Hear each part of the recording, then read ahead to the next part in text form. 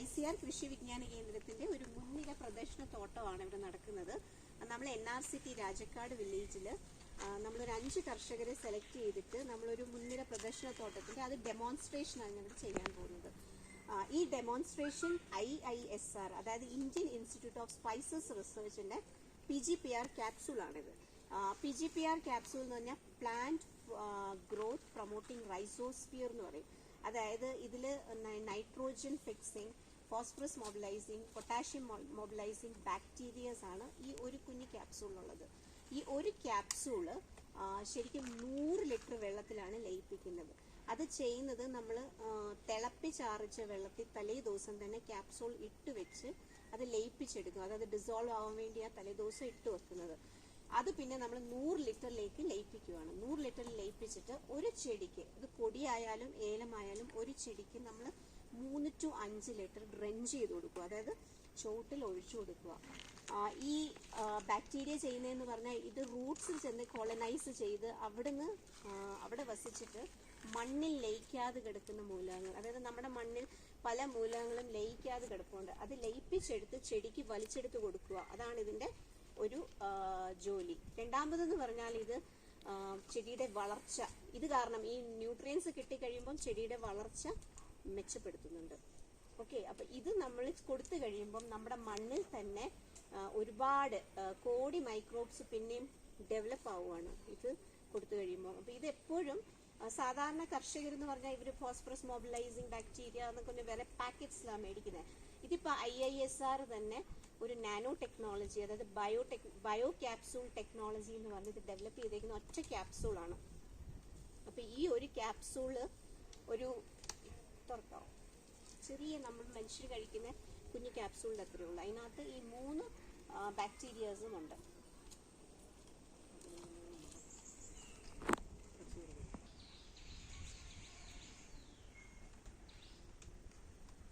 ഇതിനകത്ത് ഇപ്പോൾ ഒരു ബോട്ടിലിനകത്ത് 5 ക്യാപ്സൂളാണ്.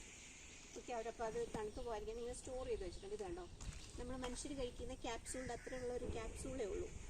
ഇത് എത്ര ഗ്രാംസിന്റെ താഴെയുള്ള ഈ ക്യാപ്സൂൾ. പക്ഷെ ഈ ക്യാപ്സൂളിനകത്ത് അടങ്ങിയിരിക്കുന്നത് ഞാൻ പറഞ്ഞില്ലേ, nitrogen fixing, phosphorus mobilising, potash mobilising bacterias ആണ്. അപ്പൊ ഇതിന്റെ ഒരു ഉദ്ദേശം എന്ന് പറഞ്ഞാൽ സാധാരണ നമ്മൾ ഈ ബാക്ടീരിയാസ് ഓരോ പാക്കറ്റ് 1 കിലോ പാക്കറ്റ്സ് ഒക്കെയാണ്, അല്ലെ ഒരു ബോട്ടിലൊക്കെയാണ് നമ്മൾ മേടിക്കുക.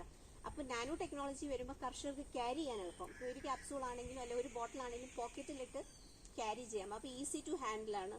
പിന്നെ ഇതിന്റെ യൂസേജ് എന്ന് പറയുമ്പോൾ ഇത് യൂസ് ചെയ്യാനും നമുക്ക് ഒരു ക്യാപ്സൂള് 100 ലിറ്ററിനുണ്ട്. അതാണ് ഇതിന്റെ ഈ ഒരു ടെക്നോളജിന്നുള്ള അഡ്വാൻറ്റേജ്. അപ്പൊ ഞാൻ ആദ്യം പറഞ്ഞ പോലെ തന്നെ ഈ ബാക്ടീരിയാസ് നമ്മുടെ റൂട്ടിൽ വസിച്ചിട്ട് ലയിക്കാതെ കിടക്കുന്ന മൂലകങ്ങൾ വലിച്ചെടുത്ത് ചെടിക്ക് കൊടുക്കുക, ചെടിയുടെ വളർച്ച മെച്ചപ്പെടുത്തുക. അപ്പൊ ഇത് കൊടിയിൽ നമ്മൾ ഒരുപാട് ഡെമോൺസ്ട്രേഷൻസ് ചെയ്തിട്ടുണ്ട്. കൊടിയിൽ അപ്പൊ ഏലത്തിൽ നമ്മൾ ആദ്യമായിട്ടാണ് ഇവിടെ NRCTയിൽ ഇതിനുള്ള ഡെമോൺസ്ട്രേഷൻ ചെയ്യുന്നത്. അപ്പൊ നമ്മൾ ഓൾറെഡി ഇത് തലേ ദിവസം ലയിപ്പിച്ച് വെച്ചിട്ടുണ്ട്.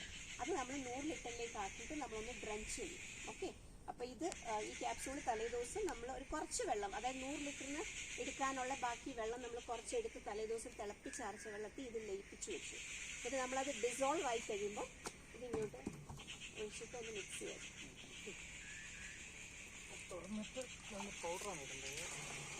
അല്ലല്ല, ഇത് ഫുൾ അങ്ങനെ ഇട്ടിട്ട് നമ്മൾ ഡിസോൾവ് ചെയ്ത് വെച്ചു. ഇത് ലയിച്ചോളൂ. അതിനകത്ത് തിളപ്പിച്ചാർച്ച വെള്ളത്തിൽ തലേ ദിവസം ഇട്ട് വെക്കുന്നത്. ഞാൻ ജസ്റ്റ് ഒരു ക്യാപ്സൂളിന്റെ കണക്കാ പറഞ്ഞു, 100ന്. അപ്പൊ അതനുസരിച്ച് നമ്മൾ ഇത് ഇട്ട് വെക്കുമ്പോൾ തലേ ദിവസം ഇട്ട് വെക്കുമ്പോൾ തന്നെ ഫുൾ ആയിട്ട് ഡിസോൾവ് ആയിക്കോളും. ആ ഡിസോൾവ് ആയ വെള്ളമാണെങ്കിൽ നമ്മൾ പിന്നെ 100ലേക്ക് ആക്കുന്നു. അതിന്റെ ബാക്കി വെള്ളം എടുത്താൽ മതി. 100 ആക്കിയിട്ട് ഇതെടുത്തിട്ട് ഒരു ചെടിക്ക് ഒഴിച്ചു. അപ്പൊ ഇങ്ങോട്ട് ഒഴിച്ചിട്ട് നമുക്കത് ഒഴിക്കാം.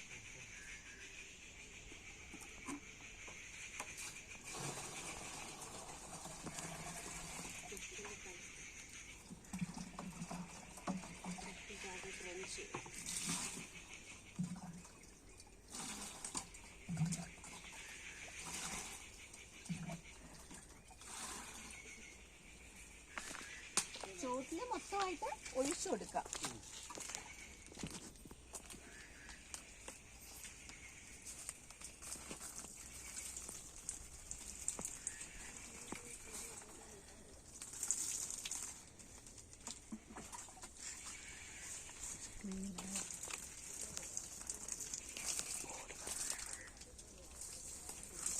അപ്പോൾ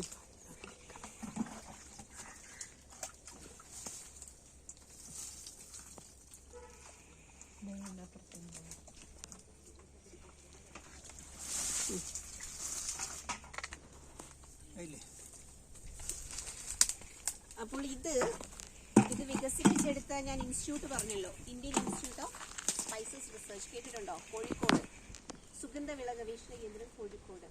അപ്പോൾ ശരിക്കും നമ്മുടെ KVKയുടെ റോൾ എന്ന് പറഞ്ഞാൽ നമുക്കൊന്നും ഒരു റിസർച്ച് ചെയ്യത്തില്ല, ഞങ്ങൾ എല്ലാ റിസർച്ച് സ്റ്റേഷനിലും വികസിപ്പിച്ചെടുത്ത ടെക്നോളജീസ് കൃഷിക്കാരിലേക്ക് എത്തിക്കുക, അതാണ് നമ്മുടെ ലക്ഷ്യം. അപ്പോൾ ഈ ടെക്നോളജി IISR വികസിപ്പിച്ചെടുത്താണ്.